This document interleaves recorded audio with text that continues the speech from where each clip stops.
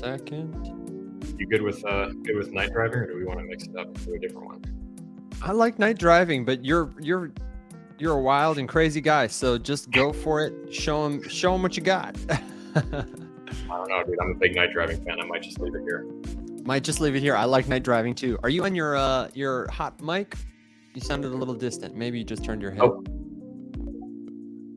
How's this? Better? Not really. Say some ABCs. Hold on. Maybe let me triple. Oh, that'll do it. That'll do it. That'll do it. How's that? Is that any better? Oh man, you sound so much better. You sound so much better. Good now, revolutionaries. Whether you're listening morning, noon, or night, this is the Rise Up Morning Somewhere show. No music today except our StreamYard theme, Night Driving. We're kicking it right off. We started late, but we're making up for it with no song. So it's morning somewhere, right? My name is Evan Mann. I'm here with my co-host and colleague, Mr. Alex Popovich, and we are so glad to be here with you on the official morning show of the financial revolution, powered by Faceless Labs, where everything we do is about helping everyday people leverage the power of blockchain technology to rise up and write a better future. And increasingly, not just blockchain, but other stuff too, right? We got a lot of stuff. Yeah, all emerging tech. It's just becoming more and more apparent that the people who use these tools are going to be set up for success. I keep seeing this quote circulating now with the surge in AI awareness thanks to stuff like GPT-4, Midjourney version 5, and all of the other tools that are coming out. I keep seeing this quote, and I know I've told you this, Evan. AI will not replace humans. Humans who can use AI will replace humans who don't. And I think there's a lot of credibility to that. Maybe we'll get to some dystopian future 100 years down the line. Who knows what's going to happen? Technology advances so fast. I mean, imagine describing ChatGPT to somebody in the 90s, right? It was nothing more than a theory at that point. And we went from libraries to the internet in a decade, which is nuts to think about. So, Alex, who is that creator who said that? Is it Linus something? Linus, yeah. Linus. Oh, I want to give him credit for that. Let me know, because I just searched for the quote and like 7 people have tweeted it and not giving him credit. And I want to give credit where it's due and hook people up with a good follow if we can. Well, and to be very clear, I do not know that Linus came up with it. I just know that it's his banner and I've seen him say it. But I've seen 7 or 8 different iterations of this quote in different places. So it is Linus Eckenstam on Twitter. How do I spell Eckenstam? The regular way? Yeah, as it sounds, Evan. Come on. I'm gonna drop it into the comments. Oh no, I've got him. I have totally got him. Faceless Labs is following him now. I'm gonna just pin his tweet. Quick shout out while Evan is following him on every platform that we have. Linus is really, really good at visual prompting Midjourney very effectively. And he does a very nice thing, which I've started doing, where if you share something that you've prompted, in the alt text on his Twitter post of the image, he will put the prompt. So you can go right in there and see whatever he prompted to get it to do that.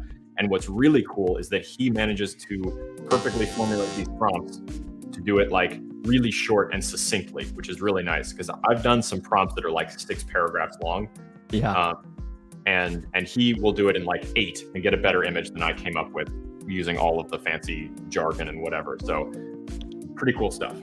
Yeah, and speaking of generative artists and prompt masters, we got to give a shout out to our friend Neil, who's here in the space. I pinned it at the top, but I am correct, right, in thinking that Skywalker is officially sold out. Correct. I know I didn't just dream that. I'm pretty sure I responded to that tweet. So way to go, Neil. Congratulations. That is a huge accomplishment, my friend. And I'm so glad to say that I got one of them. I know you did too. I sure did. I think you got token number 1. I might have. I don't know. I just went through and there was one that just leapt out and slapped me in the face, meaning like, this is the one. Yeah. And Bill says he can't hear anything in Twitter. Oh, Bill, how about now, Bill? Neil, man, we were just talking about you and singing your praises. We had a whole bunch of relevant conversation. I think I just fat fingered the mute button. Welcome to everybody who's in Twitter Spaces. I am so sorry to do that to you. God bless you for just sticking with us. We're professionals. Oh my God. I will tell you what, we had a fantastic intro, probably the best one we've ever done. Alex said some really incredible quotable things, and I mean, I'm so sorry, and it's not going to be captured in the recording, so is what it is. It is what it is, but we haven't. God bless you, Bill, for telling us that, and he's coming back. That was why Bill did that sound effect. When I brought Bill to the stage, he did that. So see, that doesn't mean anything to me because Bill will throw that sound at me all the time. So all the time. I never know where it's coming from. Yep. Bill, how you doing, brother? Better now. Oh my gosh. I am so sorry, man. I'm so sorry to everyone in Twitter Spaces. And I'll give Neil another rose again. You didn't hear me say it, but I congratulated you, my friend, on selling out your first collection. I think that is just awesome. Very cool. Absolutely awesome. And before that, I'll direct your attention. We had a tweet pinned at the top, and I'll maybe type it up here in a comment in YouTube. But Alex dropped a bomb about a creator who's worth following, who tweets about AI, Linus Ekstrom. And the quote is, AI will not replace humans. Humans who use AI will replace humans. Right? Did I get it right? Yes. Whew. I love it when it's right. Also, sorry, Evan, I don't know who that handle, that's not the right handle. I got you. That's not it? Are you sure? Because this guy's got that as his banner and everything. Well, whoever Linus is, congratulations to the fake one. Yeah, Linus Ekstrom. AI will not replace humans. So you better come correct, man. Get your source. No, go to the handle that I just pinned. Oh yeah, it's just me. Let me do this.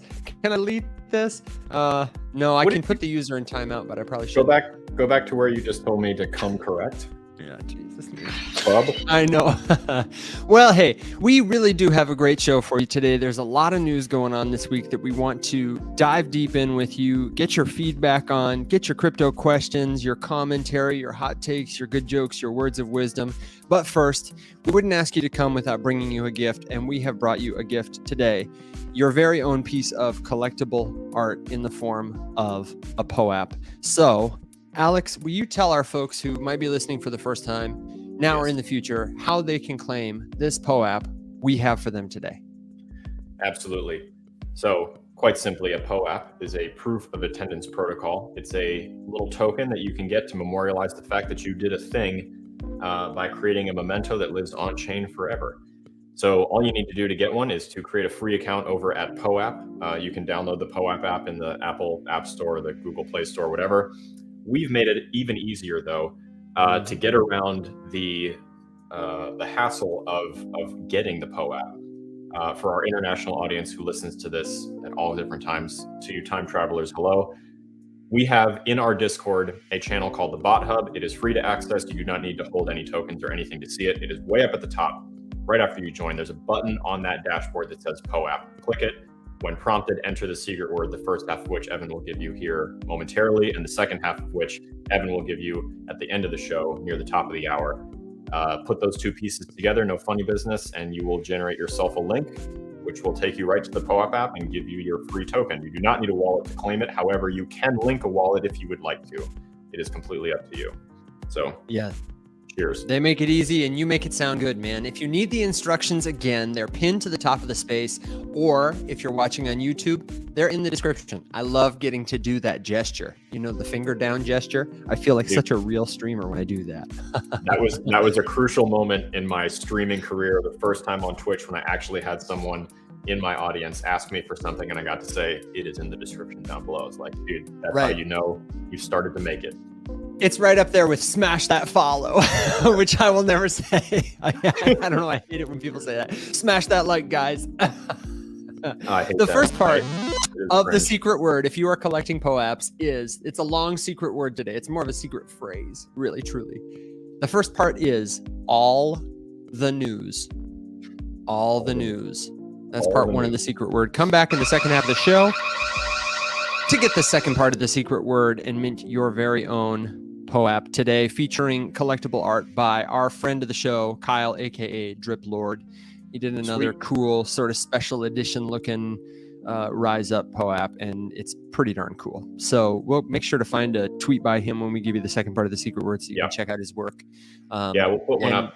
Kyle's got some pretty cool stuff on the horizon. He and I have been talking about some pretty cool improvements for his project, some pretty neat stuff that we're starting to get into.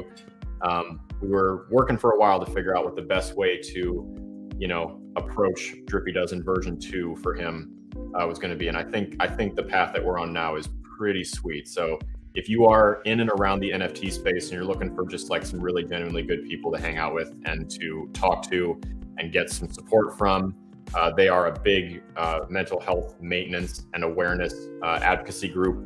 So he's got a ton of resources. If you need help reaching out to anyone, he's a great person to talk to, him and his whole Discord community. So we'll get a tweet here pinned up soon, but Kyle's a good dude and gave us a bunch of art to use for POAPs. Love it. He's a very talented artist. He does metal work too. He does hodgepodge blacksmithing, metal sculpture type stuff. It's very cool. So definitely worth a follow. I've got him at the top of the space, and I'm about to pin for those playing bingo at home. Your first bingo tick has been checked. We did start late today, and I want to add a new square to the bingo card. The space is muted. Gets rugged. That's not probably as common as starting late or hey man or brother, but it's definitely, it's not a bad thing to have on your bingo card. You might get a bingo if you got that one. Thank you, Bill. Let's real quick, Evan, while we're in the mood, before we get into it, because we've got a lot of hot topics to cover today, and I don't want to derail us once we do get into it, because I'll probably start ranting about something. I want to give a shout out to our friend Ben as well. I was just gonna say. So if we can also get a tweet pin from Ben at Chingpeng Wei on Twitter. He owns and runs pretty much completely by himself a Web3 merch store where you can get custom merch printed and built or made from really any collection. He does one-of-one prints with his DTG printer, and he also does bulk orders with the screen press. Really nice guy, kind of one of those finger on the pulse of Web3 kind of people. Also, shout out to Ben. I think Gary Vee just followed him, and he was pretty pumped about that. Whoa! So good for him. Chingpeng Wei, like CHINGPENW. PANG Wei, Chingpeng Wei. But yeah, really good dude. We are actually going to be working with Ben to get custom merch options for our TFM holders. Very excited about that. The first drop of that will be coming pretty soon. And if you're listening and you happen to be a Promethean, you are first up to bat on the plate for custom merch from Ben's shop. I'm very excited to drop that design pretty soon and show you guys what Kaio came up with. Kaio has made some pretty sweet designs that the Prometheans are going to get. And these things are sweet. They're sleek, simple, professional. It's pretty cool. And so all of that is courtesy of Ben, who was our first sponsor of the show and has agreed to hook us up with some free swag for our holders. So that's pretty stoked about that. So, and I think the next drop might have to be a little morning show merch. I'm thinking maybe for episode 50, we can drop some coffee cup or fulfill the promise of Wen slippers. Oh yeah. Yes. TFM slippers, just for Neil, limited one-of-one slippers with 2 tags in them. Yellow slippers. They were white when I bought them. Just for you, man. Just for you. And speaking of Prometheans, go ahead. What do you want? I want an NFC tag and a pair of TFM slippers. And when you scan it, it goes to Neil's tweet that just says bearish on slippers. That's what I want. Oh my God. If that happens, we'll definitely tell you about it. You mentioned Prometheans. So I wanted to give a shout out to our friend Lisa, who's here in the space today. How are you, Lisa? Thank you for joining the show. Hey guys, doing great. It's a little windy here. Is it windy over there where you're at in Memphis? Yeah, it is windy. It was even worse yesterday. I was struggling to keep the hair up. But today it's a little calmer. I don't know. I'm ready for this warm weather though. Alex is always telling me it's warm where he is, and I feel like we're not that far apart. So you and me got to get some of that, Lisa. Dude, it's 72 and sunny outside right now. So I literally, you're gonna have to go outside and video that hair in the wind. Oh my God, I got to see that. Actually, I have this really great picture that a guy took. I was in the wilderness, and when I came back, I was Classic Evan opener. I was in the wilderness, and I was in the wilderness of southern Utah, and when I came away from the wilderness back to Boulder, Utah, little tiny town, I needed a place to stay for the night before I hitchhiked up to Salt Lake. I was flying back to Michigan. as one does. And there was a guy there who nobody had any vacancy. This guy, it was the kind of town where you hang out at the coffee shop every morning because that's what you do. There's like one place where the locals gather. And the guy at the coffee shop was like, hey man, there's no hotels that are going to have a spot for you because there's no hotels here. It's like a town of 200 people. He said, but let me make some calls.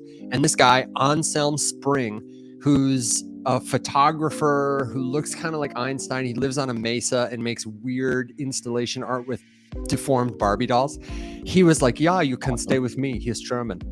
And so Anselm fed me with food from his garden and took this great picture. He has this amphitheater built into like the grass at the top of his mesa. And I was standing on the cliff there, skinny from the wilderness, and I had my arms out. And the wind was so strong that day that you could stand on the edge and lean into the wind and not fall off the cliff. It was like the hand of God was holding you up. And he has this picture of me. I'll find it. He took from the back, and it's just my arms are out and my hair is blowing. It's pretty cool. I don't take advantage of the windy hair effect enough. Maybe I'll have to bring it back. I think one day you're just going to end up like some random guy, and I hope you have GPS on you at all times. The strangers you meet scare me. Listen, Kim and I got into a talk about that one time because I was like, I need to go back to the wilderness. It's been a while. And when I go, I like to go with nothing.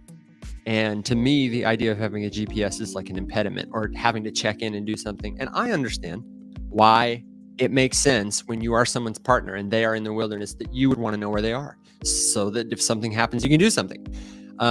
So I can assure you that when I go back to the wilderness, I will have a GPS. And if some stranger abducts me, you may be too late to save me, but at least you'll know where I am. Brilliant. Yeah. So what do you think? Should we get into some of the news of the day? We've got a lot of news. I think so. There's a lot. Okay, cool. You got the rapid fire thread, my friend? Oh boy. That's a negative, Ghost Rider. That's a negative. Hey, but you know what? Here's what I will do for you. I will at least, you don't have the thread. Don't fret about the thread. As we talk about it, I'll search for articles and pin them to the top. But I do want to say, get ready for the news because Rapid fire crypto news. That's right. Got to play the news. Sound effects. Take it away. You got the shirt on and everything. Rapid fire crypto news.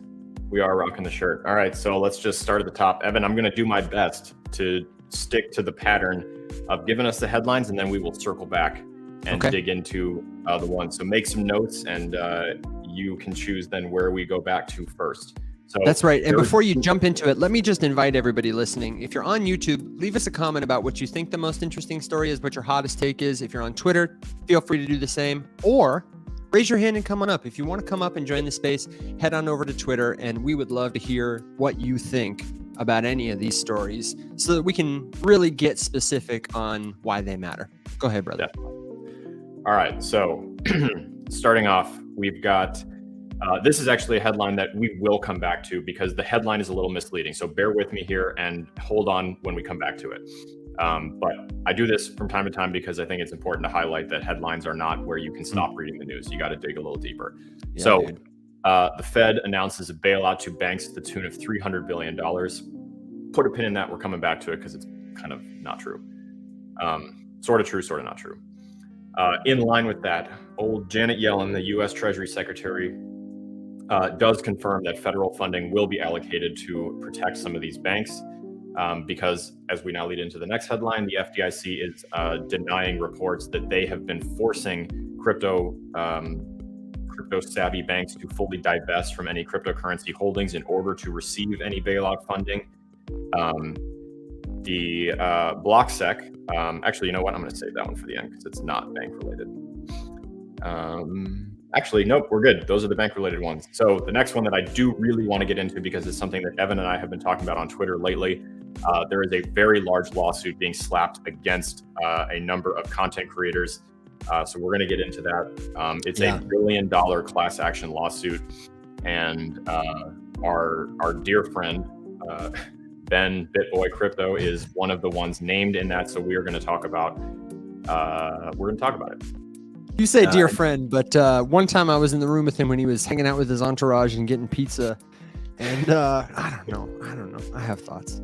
I would probably hang out with him, and I wouldn't judge him, but anyway, go ahead. I will get into that. I promise we'll come back to that one for sure. And then finally, one that's just kind of a cool little feel good story that I know is not going to get the attention that it deserves. BlockSec, which is a blockchain security firm, prevented a $5 million hack on Paraspace yesterday. So want to get into that and give them credit where credit is due, and we'll kind of talk a little bit about it, and probably use that as a way to plug some of our other videos where we talk to Skull about security measures and other things you can do to help keep yourself safe when you're operating in the space. But I think, Evan, do we want to do banking stuff, or do we want to do this lawsuit first? Because those are kind of the two main topics here.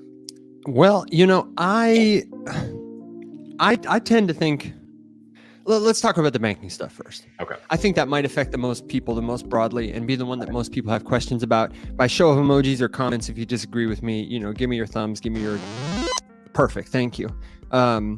I think that one should come first. So what's your thought on this, the context that we need to understand this better and figure out where we're going from here?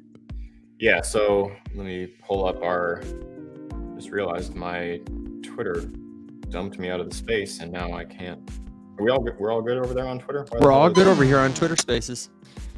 Except you, man.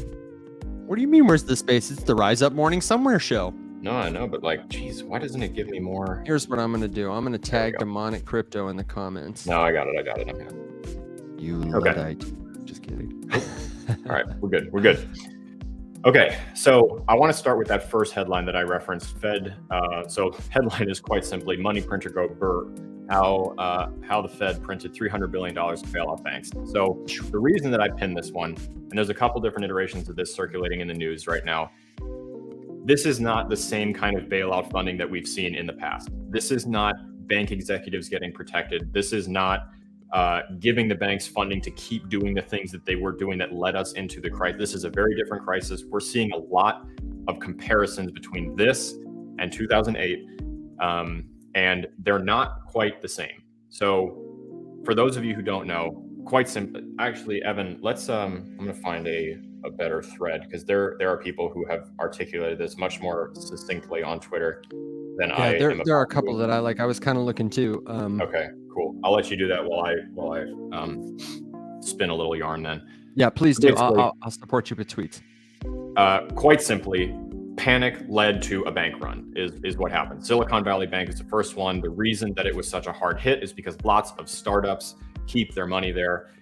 And so there was potentially a large amount of people who were not going to be able to make payroll, which was going to significantly kneecap their forward progress and momentum as they're trying to build out things while they're scrambling and trying to figure out if they have to lay off everybody or if they're going to be able to make payroll somehow through no fault of their own, just by keeping their money in the wrong bank.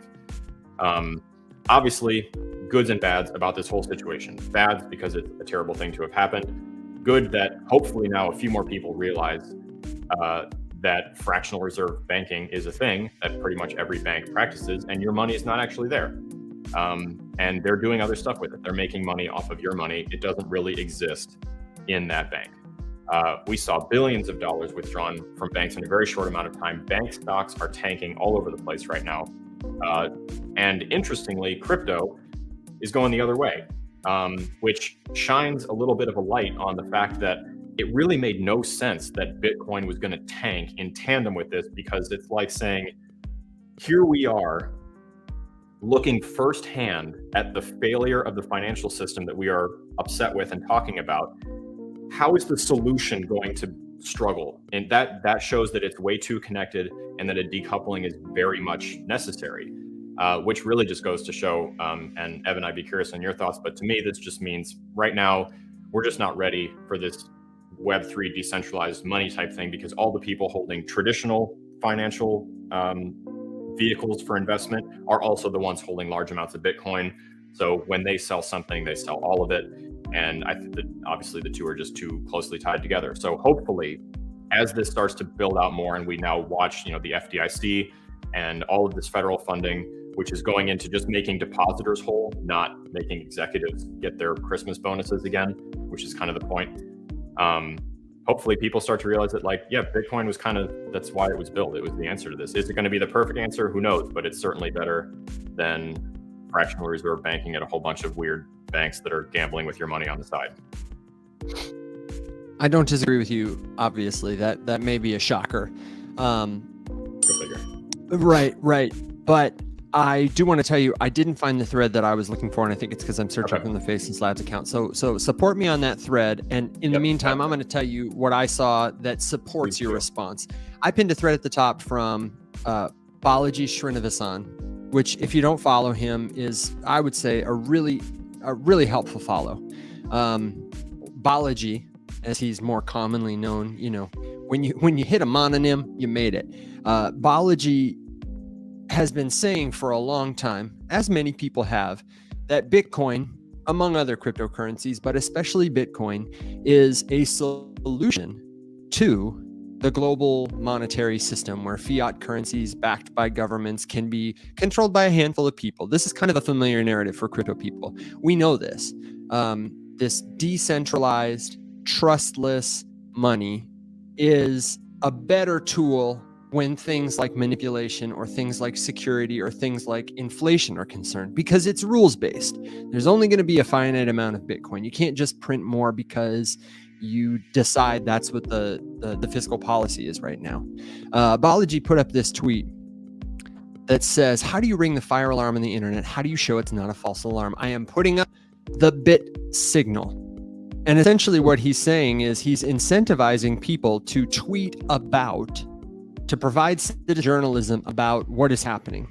The central bank, the banks, the regulators, how they are trying to control what's happening by printing more money, and how he thinks that it's a bad solution, and many folks agree, and wants them to provide support for that. Data, arguments, stories that showcase for everyday people who may not be in our position why, one, that's bad, and two, how something like Bitcoin, which they've mostly heard about as a speculative investment, could actually be a solution to this problem we're experiencing with centralized money. And he's giving out $1,000 to the best 1,000 tweets. He's given out $1 million that he is encouraging people to use to buy Bitcoin, which will in turn prompt more people to buy Bitcoin and send a signal, he hypothesizes, to the broader market that this is where it's at. This is what's happening. Not as an investment play, not as a get rich quick play, but as a hedge against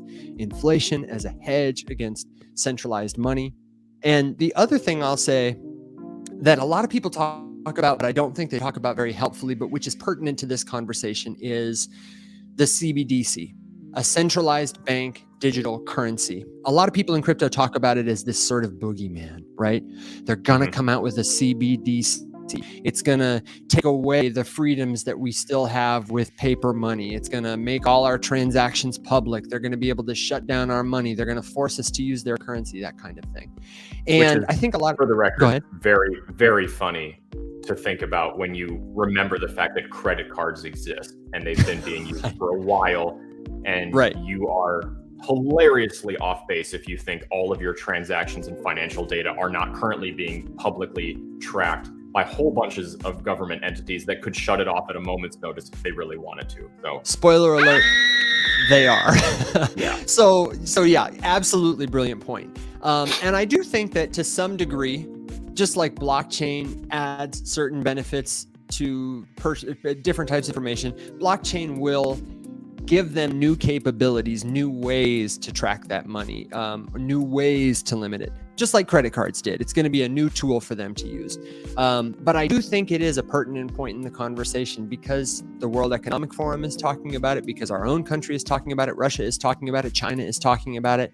It is very probable that we will start to see countries using CBDCs soon. And I think where it becomes a problem, where it becomes a risk, is if it allows them to co-opt the narrative of Bitcoin. I see something like what we're talking about, what Balaji is advocating here, is really important, because the more people start to become familiar with decentralized cryptocurrencies, then the less likely they are to buy into the narrative that they support now, mostly out of convenience, which is largely not benefiting them, which is propping up problems like this, where we solve a bank crisis by printing more money. We agree it's not an ideal solution, but because it would be easy, because it would be simple, because they'd probably make it non-custodial, and just like buying something with your iPhone, people will use it and they'll say, what do I need Bitcoin for?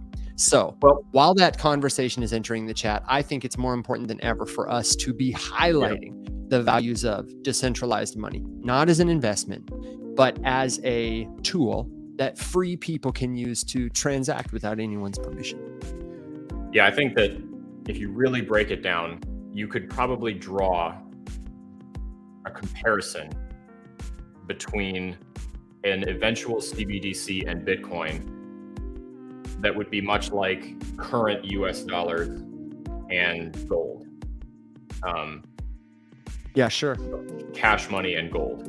So it's really interesting to think about like some of the massive benefits that could come along with a CBDC as well. Because there are benefits. Yeah. One of the first conversations that I ever had with a blockchain developer was actually about the eventuality of a CBDC. This is 2 years ago now. And the thing that we were talking about was basically like a drip payment system using a CBDC to pay people in a new like smart contract governed method of direct deposit. And so what that looks like could be, right now you're working full time and you're waiting a week, 2 weeks to get your paycheck. And in between you need to budget out and plan more accordingly. And then you have to wait for payday to get stuff, whatever. There are of course payday advances, but typically those things are hyper predatory and not necessarily the best option. The way that this could look in the future, which would be quite interesting, would be that as you're working and you're clocked into something or you're logged into something or whatever, maybe it's an app, whatever the vehicle for transfer ends up being, you're just getting drip paid by the minute, by the hour, into a thing. So, you work 40 hours 1 week, you've been paid every hour up to 40 times, and you could have a lot more control over how direct deposit works instead of needing to necessarily wait 2 weeks to collect on all the stuff you've done for the previous 2 weeks. And if something should happen with regards to your job and you didn't get paid yet, you now have to go start up a battle with like, well, hey, I was working for the last 2 weeks, I still need to get paid. And it would be much easier if you had been being paid every single hour for those 80 hours or whatever it is. So I see that Neil is requesting to come up, and I'm going to kick it to Neil in just a second, but I want to respond to that to say the other benefits I see that I don't ever hear people talking about to a CBDC, a tokenized digital currency, is the huge cost savings and energy savings over fiat, as well as security. But like, there is a tremendous amount of effort, energy, and cost that goes into the system of paper money because it is physical. It has to be vaulted, it has to be transferred, it has to be printed, it has to be secured. People can try to forge it and often do so successfully. You got to have all kinds of infrastructure for it. The banking employees, the teller who counts your bills and makes sure that they're real, the Kroger employee who tries their best but doesn't and accepts a fake 20, all that stuff goes away with a tokenized digital currency. So there are trade-offs in both directions, but I don't think they get equal airtime. What's Craig say? So I just wanted to highlight this because this is then the other side of that coin. There are, of course, potential downsides to this whole thing too. And I think our argument right now is that I would never discount the downside. I would just return by saying that those downsides that people like to talk about with the CBDC exist right now. People just either don't know or they don't realize that it's the same thing. So negatives would be centralized control over this currency, which currently exists, for the record, in a very large way. Right now you have the issuer of let's pretend it was a token. Right now you have the issuer of the token who can, at will, with no warning and no approval from anyone, just make as much of it as they want to give to their friends. That's what's currently happening with the US dollar. Okay, so I don't buy that would be the kneecapping thing with the CBDC, because if it's happening now, it will probably continue to happen with the CBDC. Also, for the record, I'm sure that it would be pegged to the US dollar, or it would be the digital equivalent of the dollar, in which case inflation issues that exist with the dollar would still exist with this digital version of the same dollar. Because if we're being honest right now, we've had digital money for 50 years, right? This is not new. The novel concept here is tokenizing that money, which would just make it easier to prove ownership over. Now, of course, you could theoretically build into the contract that like the money expires after X time, making it impossible for someone to save. That would be horrible, right? Can you imagine that getting approved? Because that's the kind of thing that would need to go through Congress. And think about how hard it is just to get a national monument named after a war hero in the United States right now. And now imagine that we wanted to say no one can save money for more than 2 years at this point. Can you even imagine what the gridlock in Washington would do to that bill being proposed? Yeah. Can't even imagine it ever even getting airtime on the floor. So I'm less worried about that, even though it is theoretically possible and worth being aware of. However, for the record, they could do that now with the dollar if they really wanted to, because most people keep their dollars in a bank, and they could just wipe your bank account every 2 years if they wanted to. And that is exactly what we're suggesting that they would be doing. So put it in today's terms and think about what that would look like, and then ask yourself if you really think that's a possibility. What does that really do for the government anyway? Yeah, it would kneecap them. Right. Let's assume the most nefarious intent imaginable on the bank and the government's part, right? Which probably not that far off base for some people. What does that get them? To take all of the money that we like work so hard to get from them? I mean, it makes us more indebted to them, I guess, and more tied to our jobs, but we already are. Cost of living is insane. Wages are stagnant. They're not rising to keep up with inflation or other rising production costs, cost of living, all of that kind of stuff. We haven't had that in decades. It's not been equally rising for a very long time. So I would go so far as to say we've had that since the invention of fiat money. It's just not been noticeable. Correct. Yeah. So I don't know. There's a lot of downsides. I don't see any of them as being legitimate or new. So I guess that's where I'm at with this whole Good take. So let me kick it over to our friend Neil. Neil, my brother, how are you today? What's your take on this? Thank you, Bill. Yeah, I have so many takes on this. Okay. So I did post something up. I don't know if you guys did any readings about this Fed Now program. Basically, the federal government allowing instant payments. I think that's sort of kind of. I just posted it on the Jumbotron. Beautiful. It's supposed to release in July. It's basically it would kind of squash CBDCs a little bit. And you guys haven't brought up XRP yet, because that solves everything. ISO 2022 or whatever the fuck that number is. So, but this is my real question, and I've been pondering this. So yeah, bank runs, and who knows what the hell is going to happen, and banks are borrowing money at the highest point that they ever have been, because on the Federal Reserve website this afternoon, digging in for data.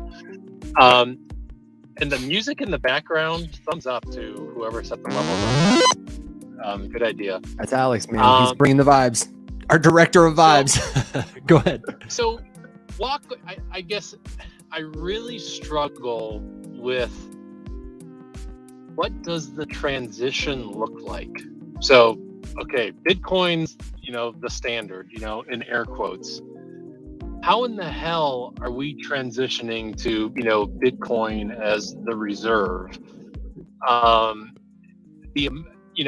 What would the stock market do if that news came out? We're switching over to Bitcoin. What would be the valuations of all the companies, the Fortune 500 companies? How would the crypto markets react? It would be insane. And then how would society react as well? And you can probably think of many different ways in which that would go. So while I agree that it's great to theorize, and there are lots of pros to, going this route, I think the application and the steps to actually get there are extremely big. So yeah, I know nobody has the answer to any of those questions, but it's just something that rolls around in my dumb head from time to time. So I would appreciate smarter brains inform me. When we get some smarter brains, we'll let you know, man. Yeah. Thanks for your Send question. Smarter brains over here. What is that, Bill? Are you putting out the bat signal for smarter brains? Yeah, I No, just but, sent out a signal. Alex, so okay, we're I'm buying groceries with my Bitcoin. That's the goal, or some other currency, or whatever. What are the 20 steps before that, before we get there?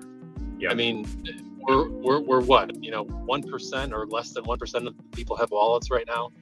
Something like that. I just really struggle with that. Yeah, I think you're right on the money. I think that question. So I highlighted this question on the YouTube stream here just because it's a very good one. It's one that people need to think about more, because we have people, hoping and saying that like we're ready for the transition. But I think, like Neil highlighted, no one really knows what that would look like. I mean, let's break it down for a second and just think about how many things would need to happen. And let's assume in this little utopian universe I'm about to spin for you that everything just works perfectly, which we obviously know is not the case. Theoretically, everybody in the United States would create a wallet.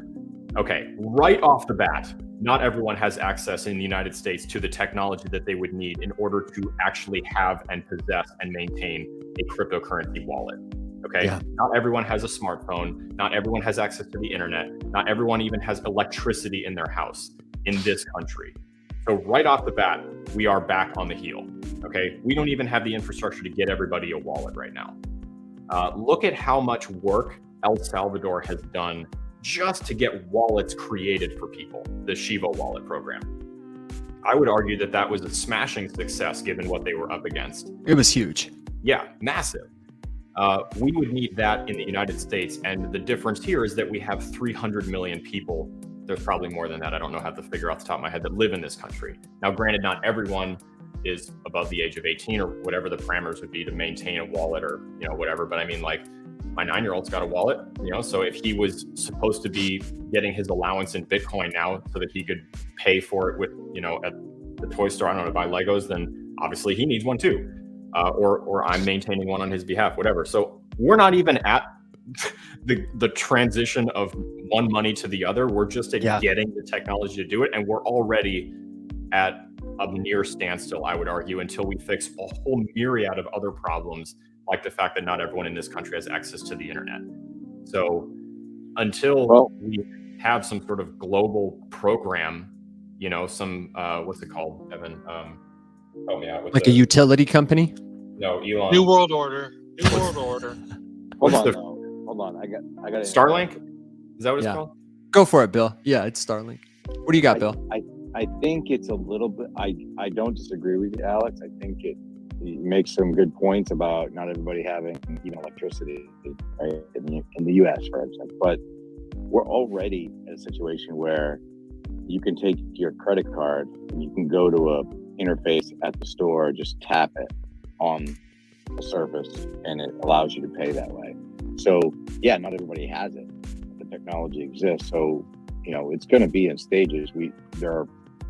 I don't think it'll ever be 100%. But wouldn't the first natural interface be that, all right, the banks operate off crypto, and then they have some computer system or database that converts that so that you and I can still use our credit card or our debit card like we normally do, and it keeps track of it for you if you go into your online account. That would be the next natural step. So you don't even have to have a crypto wallet yet. Sure. Your banks convert over, and then slowly that the adoption, and then even then it won't be 100%. You'll still have to have a machine in the physical brick and mortar location where some Yahoo doesn't know how to do it, has to go to an interface and convert right there on the spot in order to get what they think is tangible money to use it. I don't know. I just see that being a pretty easy intermediate step. This would just be my only qualm with that. If this whole movement to a decentralized currency infrastructure in this country is basically supposed to take care of or empower the unbanked, and yet they don't even have the opportunity to use the system when it does roll out. It doesn't solve anything for anyone. It just honestly puts a barrier to entry and a hurdle that now everyone who is not experiencing those issues just needs to get over, and we're still leaving more people in the dirt. So just in this country, that's kind of where we're at right now, though, right? That's where we're at with so that's what I'm arguing. Online system. So in that case, a move to Bitcoin would solve absolutely nothing except make all of our lives more annoying, which is obviously not the purpose, right? That's the answer right there. Yeah, why not? I mean, 20% of the people in the United States don't have access to the internet. 20%. Wow, I had no idea it was that high. Craig is talking about in the UK, almost all transactions are contactless, card-based in the UK. There's still 1.25 million people in the UK that don't have a bank account. Yeah, I was going to say there's a difference between card-based contactless and I have the internet. So to go back to Neil's question about like Bitcoin in the grocery store, I want to highlight what you said, Alex, about El Salvador's rollout of Bitcoin, because that was El Salvador's thesis, was if we can onboard our country to using Bitcoin as a currency, it will solve the problems. So we have a lot of data from this case study. Here's what we know. They were able to roll out a wallet to 4 million people in about 90 days. And that period of time, I say, is their build to launch. It took them another couple of months to get everybody onboarded with it. It took a fair amount of money. It was probably less than a whole new fiat or a whole new credit system, but pretty efficiently. They had a big win right out the gate, created this wallet, got it into the hands of 90% of all their people within 90 days. Yeah. So the problem occurred for them when, as Neil points out, the price of Bitcoin began to fluctuate. It was really difficult for a merchant at the store to accept Bitcoin for milk because the price of Bitcoin changed more than the value of the milk. And so it was tough for people. They didn't experience as many hurdles with like the infrastructure. They set the infrastructure up. But we've heard this from William Quigley, and I think it's probably true, that the bridge to using decentralized tokenized currency is going to be a stable coin. And I think for some people, it will be a centralized stablecoin like a CBDC. But that's why tokens like USDC are so important, is because, yes, they're pegged to the dollar, but they are decentralized. Of course, if a bunch of people print a bunch of dollars, that mechanism is in trouble. But it would be better for a country like El Salvador to have the infrastructure to use crypto and the currency was as stable as the dollar. That's the first step, is getting that infrastructure that allows people to move to a stable tokenized currency. The utopian step, the future where we're going, is going to be when I think people, first of all, we have that infrastructure. Somebody like Coinbase is going to play the role of a utility company. They're going to do what our banks do now. They're going to put the cost up for the money to be printed. But in this case, it's going to be getting everyone a private key, whether that's in the form of a card, in the form of a hotline you can call when you lose it. Someone is going to have to pay that cost. We don't want it to be the government. And in the long run, we don't want it to be a single company either, unless it's a company that is decentralized, owned by all of us.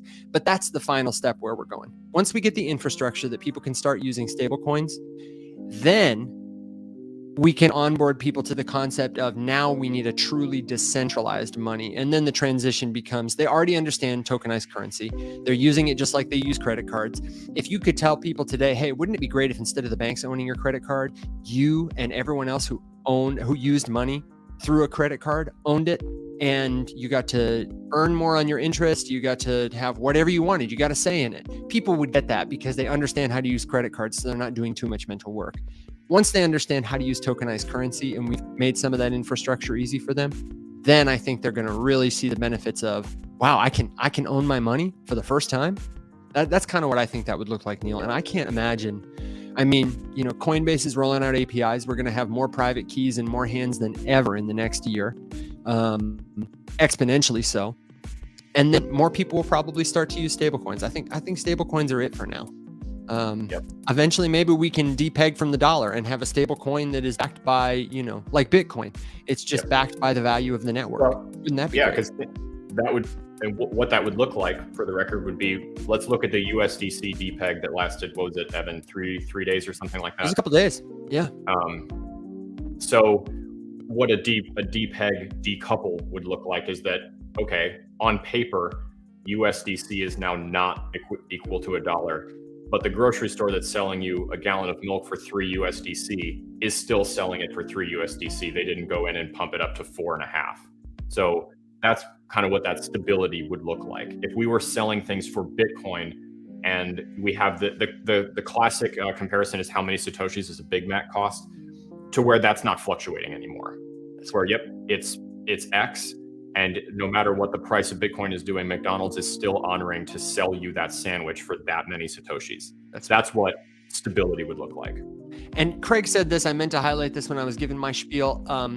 If the banks do the behind the scenes work, integrate into working behind card transactions, the same system, but just running crypto instead of fiat, that's the intermediary step, I think. Yeah. But it's problematic in the long run, because if it's the banks behind the scenes, or if it's Coinbase behind the scenes, if it's not a distributed, decentralized, owned by the users, controlled by no one, verified by code network, then we're going to end up in the same place.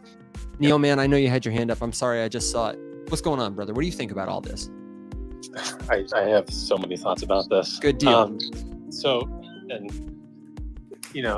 Your example of, how many Satoshis does a Big Mac cost, and, USDC depeg, so the grocery store isn't going to change the cost of their milk. You'd have to be absolutely crazy to think that they're not going to change the cost of their milk. They change the cost of their milk, every day, every week, as it is now, as, input costs change. So you would see a fluctuation. Well, hang on though, Neil, because in the long run, those input costs are going down as technology improves, as infrastructure develops. The only reason costs go up now, I would argue, maybe not the only reason, but the core fundamental reason is because milk is priced in a inflationary fiat currency. As the government prints more and collects more from the people and more is in circulation, it inflates the value. And so you need to spend more. There is that as well, but there's also the cost of producing milk. I mean, But don't you agree that it's going down to zero, presumably? Like, as we continue to develop technology to get milk from cows quicker, or replace cows altogether, and we don't have to pay for the food of the cow or the land space or whatever, we're growing milk in a lab, that cost is going to go to zero. Robots are going to be doing it, so we won't have to pay the people. Don't you think? Jesus. Okay. You need me to put my head in that. So we've got robot cows producing synthetic milk. Is that what we're talking about? Or at the very least, robot employees milking real cows until we figure it out. My point is simply that the cost is going to go down over time, assuming that, we don't get a disease that kills cows or something, which could happen. Yeah. Okay. There will always be an expense. Yes, we are going towards zero. I don't think it ever will be, an input cost is ever going to be zero to produce a good, regardless if you're using cryptocurrency or whatever it is. You're still going to have input costs for it. Should it stabilize? Yes. Got my brain spinning right now, Evan. I think zero is the wrong term. I think asymptotic, or reach a lower limit, where it doesn't make any sense to make any lower, because then why would you produce it? It's not going to make any money. So it might get more efficient, but it won't go to zero. Does that make sense? Yeah, I mean, plus, help you, Neil? If robots were doing it, then obviously there's upkeep and maintenance costs. That's right. With keeping the robots functioning anyway. So either way. Yeah, as long as we're using some kind of currency to exchange value, there are going to be costs associated. But I think that this is a little bit too in the weeds for what we're specifically saying here, which would be more so that the fluctuation in price of a good or a service, as measured against the currency being exchanged for that good or service, would be beholden to market conditions, the overall value of the currency as a whole globally, if it was some sort of reserve currency, not its comparison to the reserve. So of course, the price of goods and services is going to continue to fluctuate and change. If we have a CBDC pegged to the US dollar or whatever, inflation will still be a thing. If the Fed is running it, they're going to still keep making more of it. That cost of living will, of course, continue to go up over time. But the difference would be that it wouldn't be like, $4 today, and then the stock market takes a hit tomorrow, and now milk is $86, right? Because of a 90% decrease in this shit coin or whatever, right? Like that's the stability that we're talking about, not necessarily that the cost would not fluctuate anymore, because that will happen until the end of time. Neil, did we totally derail your thought, brother? Yeah, I gotta take a step back. And number one, I gotta make my lunch. But two, yeah, I've got too many conflicting things in my head right now. So Okay. Lisa, or I'm not the host, but Lisa has her hand up. I do see that Lisa has her hand up, and I would love to hear from Lisa, and then I'm going to give you the second part of the secret phrase. So Neil, you can make your lunch. What do you got, Lisa? Okay, so the one thing there's several different arguments here, but first off, if you've been to Home Depot lately, I go there all the Okay. time. They know all right, me. did you Bearish on did you Home notice Depot. that they Yeah, I go to Did you Lowe's, notice- but I call it Home Depot. Yeah. Anyway, go ahead. Okay, well, they actually started using all digital pricing so that they can change the pricing at will. All So right? like there's a That's- barcode and like the little price thing is digital? No, the signage is digital now. So they actually can change the prices as their lumber fluctuates. Wow. Honestly, that's a smart move. In a world where fiat is king, that's a smart move. And as the same thing goes with Amazon, if you look at Amazon scans other sites just to be comparable with other people. So the argument that something's going to go to zero, I don't agree with. Number two is, we got all this, let's do solar energy. It's free energy, blah, blah, blah, blah, blah. Well, in Florida, they're starting to tax that free energy. They're not stolen. Because- They've been doing that for years. Right. And so the government's gonna find a way to make money off of everybody at all the times. Santa Barbara now charges you 4 cents a mile. The government wants their money and they're gonna get it one way or the other. That's my hot take. That's Yep, I would agree. I mean, you can get fined money for collecting rainwater in some states. yeah, it sucks. Real quick, Andrew, before we get to your hand, I want to let everyone know that the second part of the secret phrase is that's fit to mint.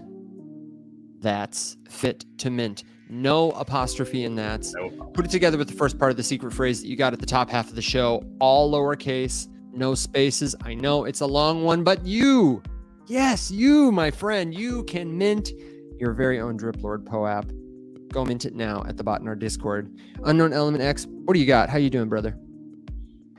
I really just wanted to ask that Neil use the robo malk notion you were putting and make a series of robo cows producing. Yeah, I'd be bullish on robo cows. Can we see that? Can it be? Can the prompt is farms 2024. I'll be right back. Whenever you're blowing Neil's mind with a far futurescape, I think it needs to make a series. I think that's a great call, man. I think that's a great call. POAP required. Yeah. Oh, you know what? I'm such a goober. I did a Drip Lord POAP today, and I totally forgot that we were going to do a POAP from the winner of last week's poll based on our artificial insanity segment. So now I got to write that down, otherwise I'm going to forget. Next Friday's POAP will feature the winner, and I haven't looked at the poll since it was done. I didn't see if you won or if Neil won, but one of you will have your POAP memorialized forever chain. I know you would, but just because you beat me all the time doesn't mean you beat Neil. So I will check that POAP from a. No, I'm saying I'm assuming Neil won. His was. Oh, I thought you said I am assuming me. No. I don't know, man. Your Neil in a slipper was it was pretty good, man. It was pretty rich. We did take it two very different directions. What do you think? Have we exhausted the topic? Do you think it might be time to touch briefly on the lawsuit and then we'll do some final thoughts kind of thing? Yeah, I think that would be good. I mean, I think that this would be a good thing to revisit. I mean, this is the conversation. It's an ongoing conversation. The big conversation.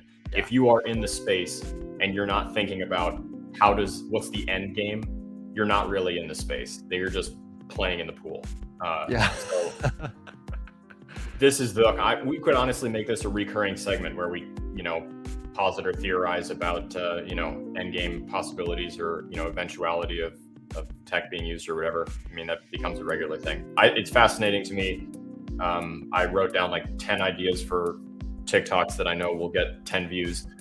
So maybe I'll start putting some of those up, but it's a very interesting thing. I think we should move on.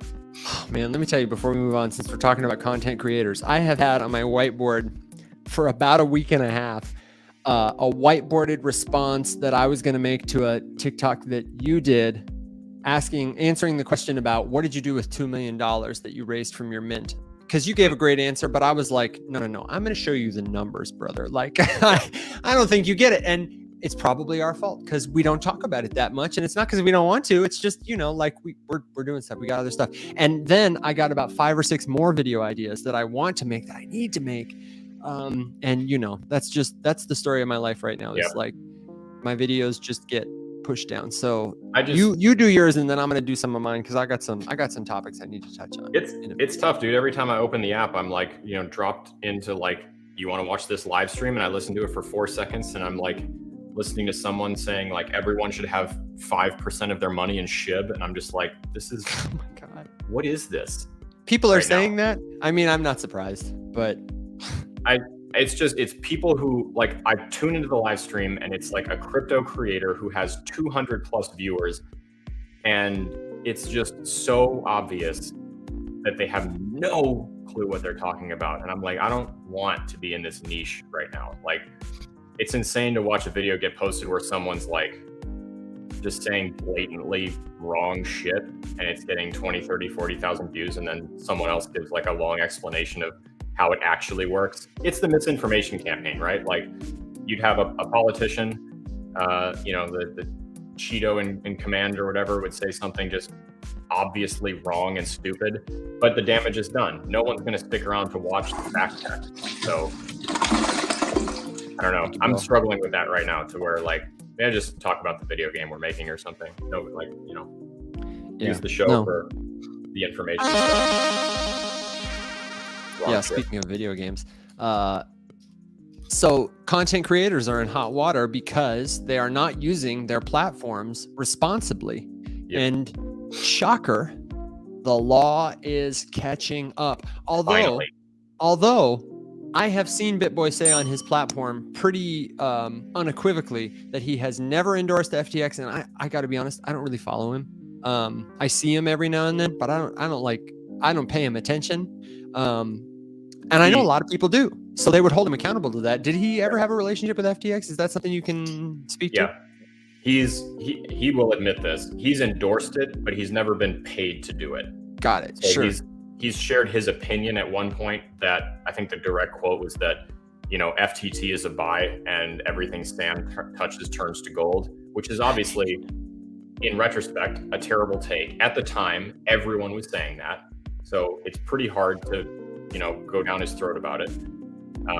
But that's what you always go back to is that's why we don't make price predictions. That's why we don't say things that could be construed as financial advice. I will tell you all day to get a ledger. I will tell you all day to think about diversifying into cryptocurrency. That is financial advice. I feel comfortable saying that. Take me to court for it. I don't care. I have a platform. But like, I'm never, ever, ever going to tell somebody what they should invest in, what you should, you know what I mean? Like, I'm not going to stand up here and say, buy something. Yeah, it's like your thread said the other day, like if I were to recommend a restaurant, I would not have to precurse that by saying not financial advice, even though I'm telling you should go spend $50 on this dinner because it's worth it. Yeah, right.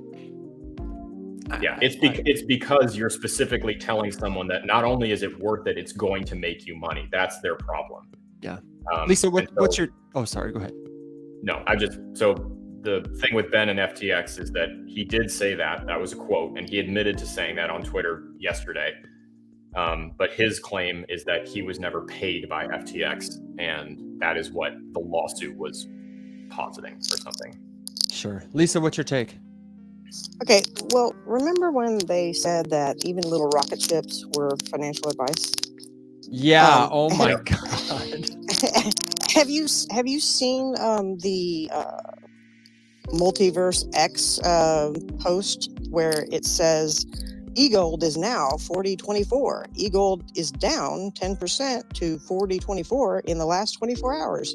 Great opportunity for dollar cost averaging. What do you think about that? I think it's Wow. bullshit. I get that notification on my phone all the time from Myar, or used to from Yeah, Myar. but is that financial advice? Yes. I think so. I had no Unequivocally. idea that I don't have those notifications. That to me, I would. It's I'm a not a Libra billion guy, dollar. It's a $1 billion company telling you that something is a good investment. Now's the time to buy. That is unequivocally Yeah. financial advice. Yeah, and it's different than like FTX or Robinhood saying buy crypto, buy stocks. Because what they're saying, they're not telling you you should buy this particular thing or you should invest this many dollars to get this. They're saying we provide a service that allows you to invest in this area. If you want to invest, do it. Invest in stocks. It's totally different, I think, for a company that has a vested interest when you buy a particular financial product to spend money or use their influence to persuade you to buy what is, I mean, at that point, I think, a security. If that's how you're talking, we talk to the lawyers, and a lot of how they're defining what is or isn't a security is how it's used, but also how it's talked about or how it's perceived by people. So I think that's a big red flag, Lisa. Yeah. Is that your thought too? Your conclusion? Did I rug you? Cue the No, general. no.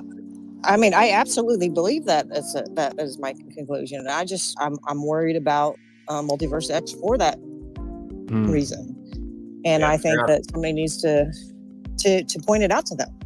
I'm They're sure not. they know. I think they really don't. Laws are different everywhere around the world, and they have a lot of relationships with people that are, I mean, the U-Trust thing.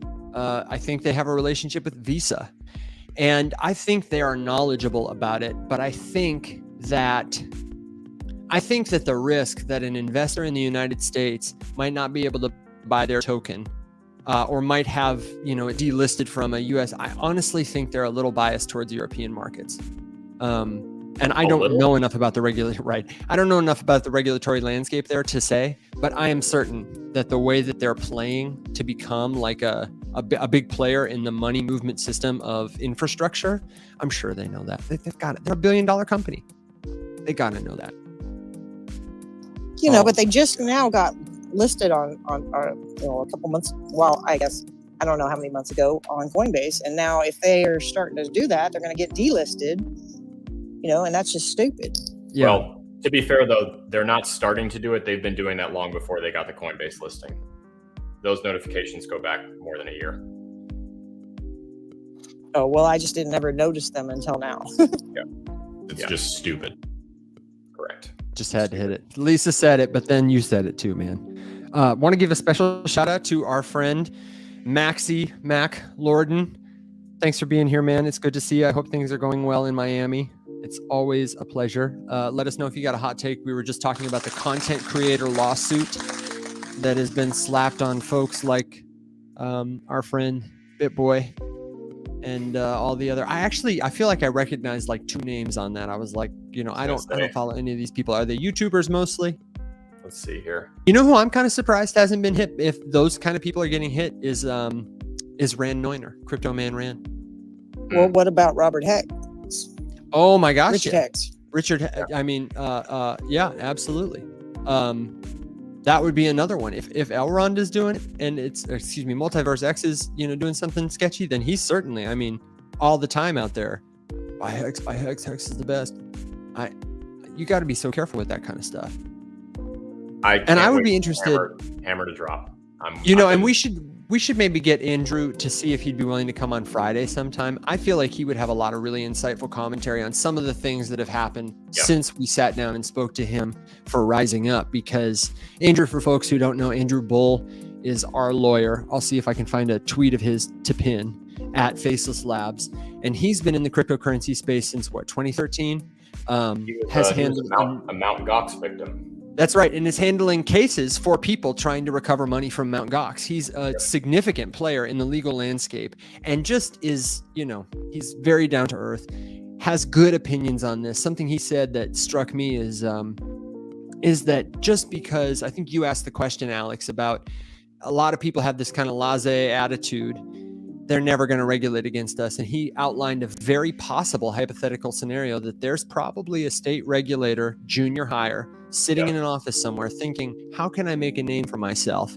And to that person who's ambitious and has the time, these crypto companies are low-hanging fruit, frankly. And it takes one domino to make an example out of all the rest. And you and I, we don't have control over that, So, I've asked these questions to a couple people in the space, and I said, okay, so what do you think is going to happen?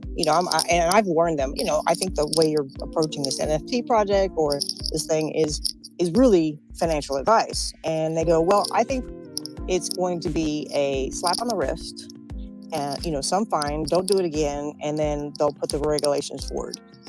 I don't know. What do you think? I think at the very least, they're so a fine, yeah, definitely. But I also think they're going to regulate those people by making them delist their assets if they remain non-compliant. I think most of those people, they're going to say delist. I think some of those people, if they have a vested interest in preserving their activity, they might say, you need to do these 3 things to become compliant. But I think that's the natural big fine, become compliant, possibly jail time for people down the road. Or for bigger offenders. Somebody on FTX's scale, it's complicated. Mac's point here is that these accounts which are being sued right now are big accounts. The more followers you have, the more culpable perhaps you are. So it's kind of what I think, Lisa. What do you think? I just think Mac's on base with that comment. I mean, if we opened TikTok right now and scrolled, I guarantee that in the first 50 videos that I'll hit on my For You page, that at least a dozen of them are someone who doesn't know what they're talking about, giving blatant and bad financial advice. So it's prolific. It's a huge problem. But annoyingly, maybe not annoyingly, I don't know. Either way, the hammer's going to drop on someone with a huge platform first, and then either scare those smaller people into stopping it, or eventually fall on them as well. Hey, I just had to point out, I think we do have a cow in the audience, and he noticed that Neil has already come up with a robot creation that he's posted. So sorry, the cow is a little bit upset about this. Look at that. I'm trying to keep the cow calm right now, but he's perked up. Does he need milking? Attention. Is it his milking time? Well, he's a little sensitive about that right now. He is? What is Can you milk a boy cow? No. Cow. Maybe you can milk a boy robot cow. Is that are they post sex? I don't know, man. I'm getting this over to my computer so that I can share it with you all, because Neil, that's a fine creation. It reminds me of the Tin Man. You clanking, clattering clash of colliginous junk.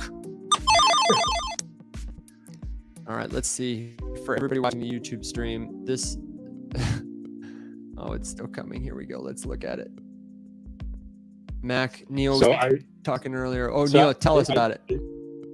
No, so I do have one thing to say. So, just the way Twitter works, and you follow people and things pop up on your timeline. And, as of recently, I've just been, posting the images that I've been making, and, kind of a good morning, a good night, maybe an article or a funny thing. And then if you're following me and you just randomly see "come get your milk" and just some random robot cow, I think that's hilarious. So anyways. Yeah, I would tend to agree with that. Cow, my good deed is done for the day. I think it's missing slippers though. Yeah, I might be inclined to agree. Yep. For everyone on YouTube, this is the beautiful bovine that we're talking about right here. Oh my God. Look at that guy. Does it have a name, Neil? Cows are asexual in 2050, since they are robots. So they don't have names; they just go by numbers. Oh, okay. Well, then, lucky number one right here. What a heifer, says Mac. What a heifer. Yeah, that's a hot heifer for sure. Deborah, I see that you've come. Welcome to the stage. Thank you for joining us today. How are you, my friend? Do you have a hot take for us? Oh no, maybe Deborah jumped back down. I'm sorry, I missed it. She's in listening mode. Well, Deborah, if you do want to speak, feel free to raise your hand and come back up. I'll be glad to hear your opinion. I know Deborah has had a lot of really measured takes on the need for thoughtful regulation that is not just in the interest of one party, and that is also not so loose that it doesn't exist. And I think that's pretty much where we fall on the spectrum. Is the regulation we have right now, which exists, is not always helpful. And the people who are trying to catch up maybe need a little more information, but we absolutely need in this space a combination of expertise, insight that is going to help people. Some rules to play by, just like they got at the pool. I follow the wallet, and I'll have to say Alex gave her one hell of a corrupted NFT. Oh, you did? Is that true? Do you know what you gave her, Alex? I could go look. I don't remember the number off the top of my head, but it wasn't a bad one. Jeez, I need to go shopping for another. After fight night the other night, that was my big takeaway: is I need to go shopping. How interesting. Well, Deborah commented on YouTube and said a request keeps being deleted. Deborah, it's showing me that you're connecting right now. So maybe exit out of the app and then pop back in. Stay here with us on YouTube, but try and maybe refresh your app and request. I'll make sure to get you. I'll watch for you. Go ahead, Lisa. Well, Lisa, what you recall was so good about her corrupted? Was it? It was the yeah. She was. It's a good one. It's a good one for sure. Yeah. Do we get is. details? I was super jealous. I don't know. I have to go back and look. But anyways, don't forget, Evan. Right now, we're running that thing where you tweet and you pick up off the floor, and you can possibly win some NFT and maybe some money. Yeah, that's right. I'm going to see if I can't share this too.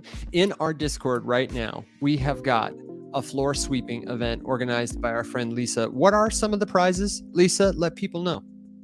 I know we have an Ascendant. And then I think half a e-gold and then a core gold. If I remember correctly. I don't know. We keep running so many promos that I can't keep them all straight all the time. Yeah, we do have a lot of promos, and you play such a instrumental role making sure the events are updated all the time. So I can't tell you how much I appreciate that, and also your generosity to the many. Here's what it looks like, my friends. If you want to be eligible for any of these prizes, then you got what, a whole nother week practically. This is right up to the mini mint to pick up an OG TFM or corrupted off the floor. If you need the links, they're right here on this post in our Discord. It's pinned at the top. Sweep event happening now. And if you're not in our Discord, you can find the link in our profile. What's that, Alex? The number of notifications that you have on the TFM server is... Oh yeah, you think that's pretty impressive, huh? Absolutely insane. Thank you. How is that? I appreciate that. Where are they coming from? Honestly, I think that a lot of them are from fight logs, and I haven't cleared them because I never used to have that many until I started signing up for fight logs. Let me see. Oh, here's fun. It's probably going to take me to like the situation room or something. If you're an admin in the Faceless Many, look at all these extra channels that you get. Situation room. What's that? Steam room. Ooh, I wonder what they posted there. Ooh.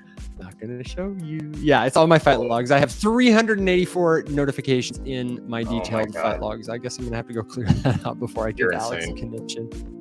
Most of them losses, by the way. Yeah, that's why I gotta go shopping for some more corrupted. I was there the other day. I was looking to try and find a kill switch, and I don't think anybody's selling one right now. I don't blame them. Good luck with that one. I know. They are certainly not. So let's give a couple of pitches we talked about Fight Night. If you missed it, it was a great event. We're going to have more of them. Our very own Bill of the Soundboard and Gerbicor put together an awesome event. A lot of you folks were there. We had a real hootenanny, a real jamboree. It was a showdown. And I think next time we're going to have an even smoother show. It's going to be really fun. We gave out a lot of prizes, a lot of XP, and Gerb almost took home the title. But then Luke swept it out. We really had, at the end especially, there were some really cool moments, some good battles. I really enjoyed it. Yeah, that was a good one. Yeah, Those I were just fun. hope we do it. I hope we do it earlier next time because man, that next day I was dragging ass. Honestly. Later, I know. even Poor later. Bill. Yeah, Bill was like, okay, come on, let's get the next fight queued. I was like, tell me your Let's time. move it along. Yeah. So we're going to have more fight nights, more opportunities to play the Syndicate games in our Discord server. If you want to participate, you can pick up an OG Corrupted right now for, I think, 15 or 20 bucks. And we're working on all kinds of stuff behind the scenes. You don't have to pay to play.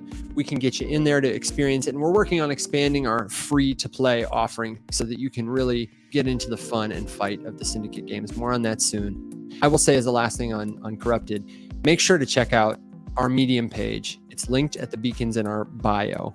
If you're not familiar with it or if you want to get caught up, Jerb has been doing some really great articles, and Alex has put out a number of tutorials ahead of that tell you what's going on, how you can play, and we're really bringing back a lot of the rich story components of it. I'm very excited. I loved your post the other day, Alex, about 1020. I'm going to have to pin that to the top. And see, I want to see, that's why I wanted to get it corrupted, is because I was thinking, oh, you know, what's the story of my Legionnaire going to be? Who is this person in Xerxes' army? And how will they affect the story as it goes forward? I think we're going to see a lot more of that, and I'm here for it. Absolutely. Yeah, that's the plan. I mean, I don't see I see the eventuality where every one of the 4,032 has a little character bio, you know, based on the sum total of their traits and maybe their fight log. And, you know, we have a bunch of data on all of them that could come into play. It'd be pretty cool. Yeah. And I had a thought about that. I don't know. I don't want to get into it now because we're like wrapping the show up, but let's talk about it later. And maybe let's talk about it on the air someday about, you know, the collision and crossover of the Corrupted and TFM universes, the stories, the interaction. I do think we should say before we get out of here that if you want to participate in our upcoming mint, it's a free airdrop of the Faceless Many. It's going to be it's a mint. Listen, man, potato, tomato. You call it a Airdrop. token. I call it a coin. Some people call it a blockchain. I call it a credit card. It's a mint. He's right. You can mint the Faceless Many in our Discord server, and we have just extended the deadline for the snapshot that we're taking to determine who's eligible. You become eligible by holding an OG TFM NFT. They're cheap on the secondary market. If you want to get more of them, you can get more minis. If you don't have any of our tokens, this is a great opportunity for you to get an NFT, 2 for the price of 1. But also, you don't have to. Like, you know, we're not going to be sad if you don't. We're not here to like sell you an investment. We want you to participate and enjoy the community. So, Alex, what do they need to know about the upcoming drop? The upcoming mint. I'm so sorry. No, it's fine. It's semantics.